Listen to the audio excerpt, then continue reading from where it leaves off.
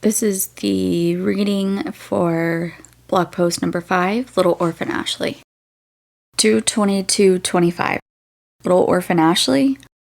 I have to blast BDE to get me pumped for this one. I'm nervous, but I know this one is necessary for my own mental health. I am strong. I am powerful. I am important. I am valid. I am worthy of love, true unconditional love. I am worthy of support. I put into so many others. I pour from my own empty cup into others. I've done it since I was a child. This is so hard to write out, but I know I have to. My heart is racing. Slow down, heart. You almost had a heart attack on Monday. Okay, new song. Far too late. I hate that I care about the blood that we share when you were never there for me. You said take it or leave it, so I took it and ran, just to end up with my face in both of my hands. You don't ever see, so you don't understand, but maybe that's a part of your plan. That's by Connor Kaufman, co-written. Connor Kaufman, Eric Ron, and Miles Wesley. Connor Kaufman on Spotify. Exceptional song. Highly recommend. It's far too late for a sorry now. Phew. Okay, I needed that. I needed the reminder that this is my story. I have the right to tell it. I have a right to not have this constant worry of hurting someone's feelings. I will never ever say a name. I will never ever say exactly who I'm speaking about. But if you are reading this or listening right now and you are feeling guilty, then it's time to look in the mirror and own your mistakes. Be accountable. No more excuses. You said what you said. Own it. It happened. The words flew from your mouth into my ears and heart with such ferocity, you will claim you don't even remember. Well, guess what? I do. They stuck to my young, developing self like super glue. They have left lasting scars I am just now at 39 trying to heal, alone, as an orphan. It's far too late for a sorry now. I just hope this reaches who it needs to, even if it isn't the person it's directed towards. Even if it reaches one person I don't know, who can read this blog and recognize how their own words have impacted someone. If that person is able to take a mirror and really reflect on how their words made that person feel, be accountable for it, and if the other party is open to an apology, be able to offer one. If that happens to just one person, this will be worth writing. As scary as it is, as much as I'm shaking, it will be worth it. Buckle up, put on your open ears, heart, and mind hat. Grab a drink of your choice and continue when you are mentally ready. Deep breaths. Okay, here we go. When I was a teenager, my grandmother died on Christmas Day. It was 2002. I was in 10th grade. I remember standing around her bed all holding hands and praying over her. Then I remember the next update I received was when I was sitting at home all excited about Christmas, seeing my family, my gifts, calling my friends to see what they were up to. What did they get? Oh my God, they got a video camera? The amount of ridiculous stuff we were about to film on it, huzzah! Falls downstairs, holding a soda can, doesn't spill a drop. All caught on camera. Yes, it's a true story and it is caught on camera. I was a master at falling and not spilling the drink in my hand. It really was a bit of a superpower. It was a comedic relief for my friends, which I was happy to provide since it just came naturally to me. I'm glad I'm only 4'11", much closer to the ground to impact the fall. Okay, so I remember it was Christmas 2002. 12/25/2002. My parents received the call that she had passed, and we were told the news. I remember my world just crashing down around me all of a sudden. This woman that was so influential in my life, the woman who used to pick me up from dance class with either a York peppermint patty or a Three Musketeers bar. They were our favorites. I'd go to her house and open her chest table that housed all of the grandkids' toys. They weren't even really toys, just little trinkets and knickknacks that we made into toys. I remember making up so many stories and acting them out with these little trinkets. Then I would go down to their converted den, which used to be a carport, to get a Mickey Mouse ice cream bar. You know, the ones shaped like Mickey's head. They were vanilla ice cream covered in a hard milk chocolate on a wooden stick. It was my second home. I felt so safe there. So loved, so seen. That woman with the cutest German accent on the planet, who was the hardest worker I knew, out there in her later stages of life, even still cleaning houses, condos, apartments, etc. She was a hustler. Respect, Granny. I love you and miss you more than you could ever know. Thank you for the 16 years I got to have you in my life.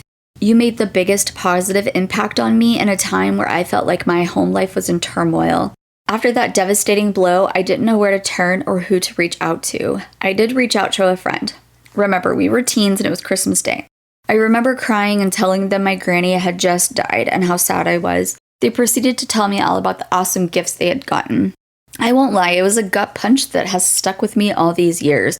I don't hold a single thing against this person or those words, but it stung in a way that I felt like my sadness was invalidated by my friend's excitement over Christmas gifts. It was a selfish mindset, I realized that, but it still stung. I moved on from that conversation and the rest of Christmas just wasn't the same. I honestly don't even remember it after that point. Next thing I remember is being at my granny's wake. I remember seeing her laying in her casket, cold, stiff, lifeless. Why is this still a thing?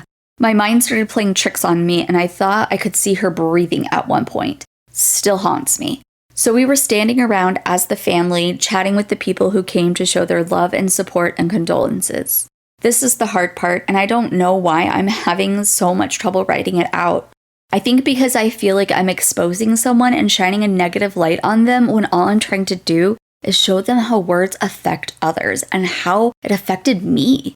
I have spoken up about this in person, but I was invalidated and told that's not what was said. The cycle never ends unless we break it. So, as we are standing there, I hear these words come out of someone that was an authority over me, but also the person I thought was supposed to love me the most in the world. Yeah, I had to bring my babysitter along as well, so I had to bring the younger ones, with a glance over at me who was only a couple feet away. This person was referring to me. I was the babysitter.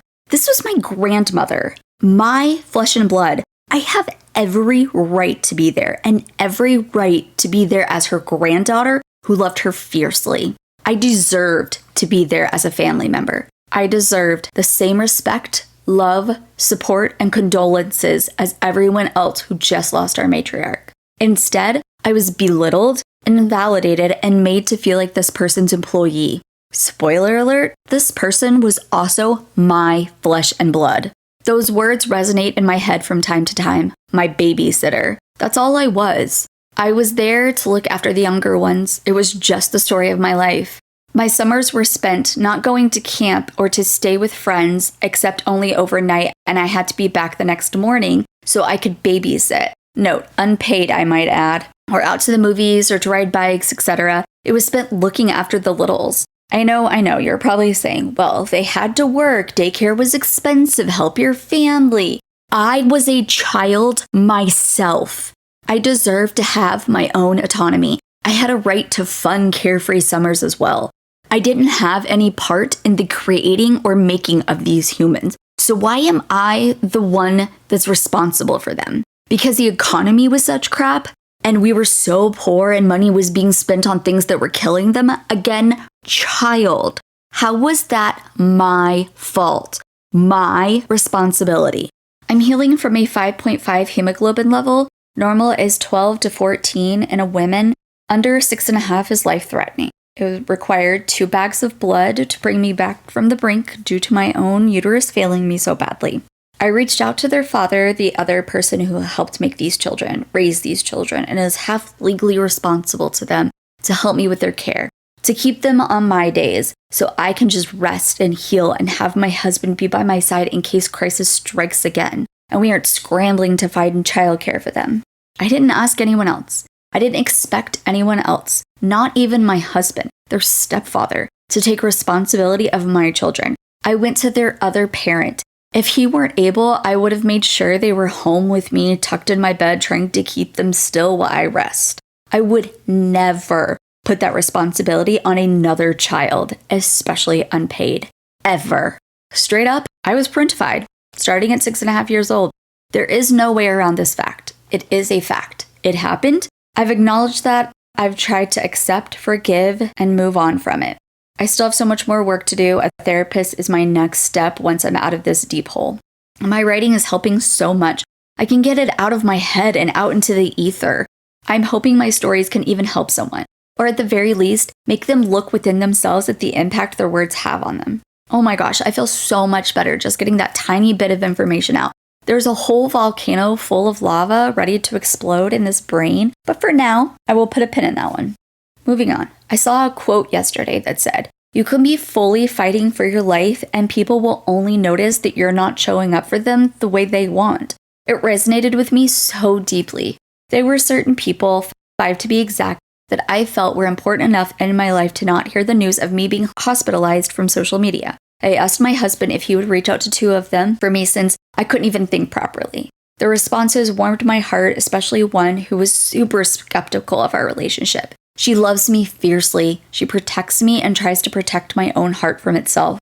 I was able to reach out to the other 2. The first was notified as I was in the car on the way, and their responses were a bit, oh, interesting.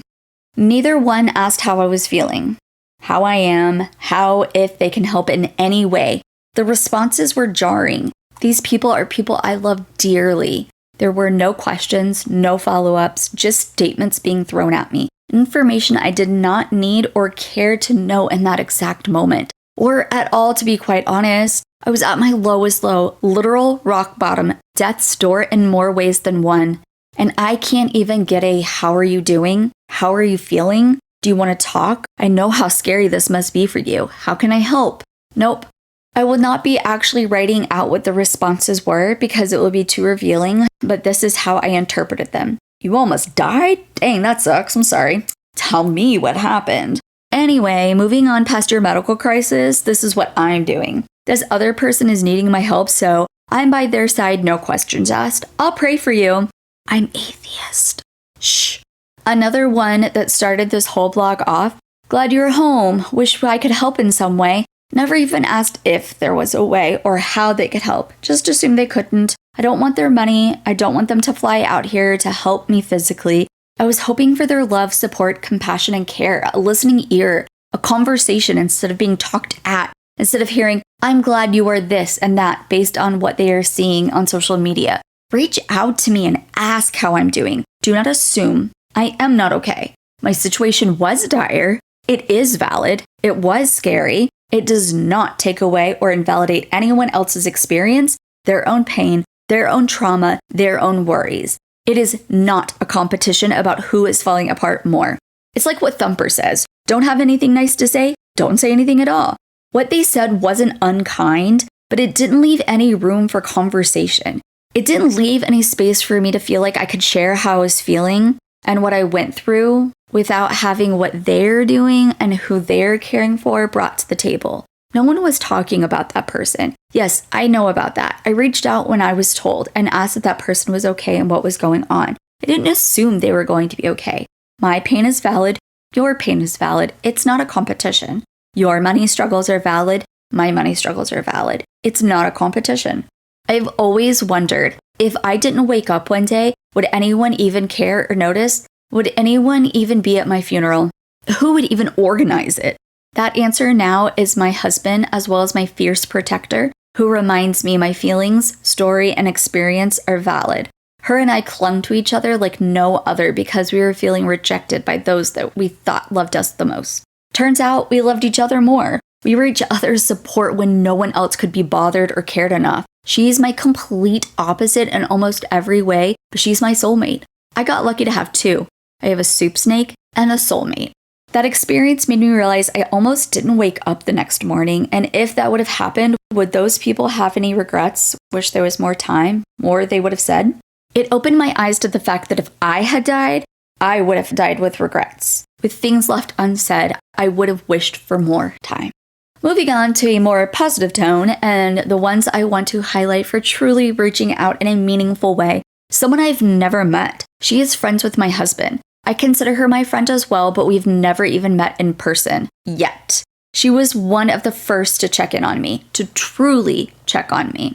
Ask how I am, how can she help? The help she was offering was to chat if I wanted any show recommendations, saying she wished she lived closer so she could help more, asked how my kids are doing, if they're good. This woman has 3 kids of her own that she is trying to raise, but is taking the time out of her busy day to ask how she can help me. It's the truest definition of a friend when you're in a crisis. Straight up, if you are reading this and you know who you are, I love you, I appreciate you, and I can't wait to meet you in person and for our kids to get together to create tiny, powerful tornadoes ready to tackle this crazy world. You are an incredible mother, wife, and friend. I've also had someone I haven't spoken to in years, someone I'm the complete opposite of, reach out immediately. They have opened up about their own personal current health crisis while not invalidating mine. They asked how I am, how they can help. They have also been letting me open up about my past marriage. You two seem so happy. I guess you never know what's going on behind the scenes. Spitting straight facts over here. They are receiving the information I'm giving about why I left, what was going on, how I am now, where I am in my current relationship, and even asking to hear about the story behind us while telling me the story behind their marriage. It's crazy similar, even the age difference. Through this process, I am finding my village, my tribe, my people. The ones that are filling my cup with just kind words of affirmation, love, and support. I hope I can pour back into theirs just as much because I've never want to deplete someone else's without replenishing it. So with all of this said and all of that off my chest, thank you so much to those that love me unconditionally. Thank you so much for those that actually allowed conversation to continue between us. Thank you for being open and honest about your own medical struggles in a way that doesn't invalidate, take away from, or make it seem like they are more important than mine. You are loved, you are seen, you are valid. Your struggles, your experiences, your thoughts, ideas, and feelings, they are all valid. I see them, I hear them. I'm here with a listening ear. The Messy Hippie. That is the end of Vlog 5. Thank you for listening. I love you. Goodbye.